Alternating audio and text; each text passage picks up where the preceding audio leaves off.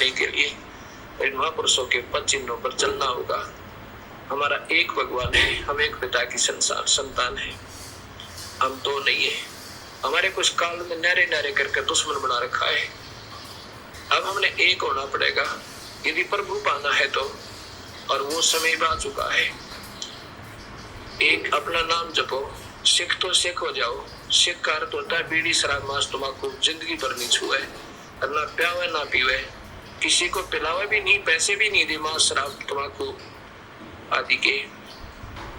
और एक समय भूखा सो जा, पर किसी की आत्मा दुखा का अपने पेट पालन नहीं करे। प्रभु के दरबार में पाई पाई का हिसाब है। ऐसे ही हिंदू वो है जो बीड़ी शराब मांस तम्बाकू ना पीवे, किसी की आत्मा नहीं दुखावे, किसी की बहन बेटी को बुरी नजर से नहीं देखे, और जैसा दर्द आपने होगा ऐसा जान बराने। वही मुसलमान के लक्षण है। मुसलमान वो है जो बीड़ी शराब मांस तम्बाकू का हाथ नहीं लावे और ब्याज तक भी ना लेवे, किसी की आत्मा नहीं दुखावे और बुरी नजर से किसी बहन बेटी को नहीं देखे, चोरी ठगी नहीं करे। ऐसे ईसाई वो है जो ईसाई जी के पद चिन्हों पर चले, बीड़ी शराब मांस तम्बाकू जिंदगी भर नहीं छुए।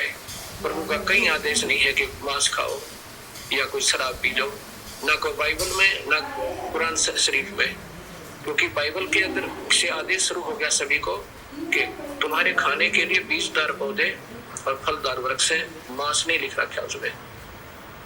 आगे वो काल के फरिश्ते और स्वयं काल इनको धोखा देते गए, इन भोली आत्माओं को गुमराह कर देता है, उनको भक्तिहीन कर देता है और उनके कर्म बिगड़वा देता है और फिर 84 के चक्कर में डाल देता है।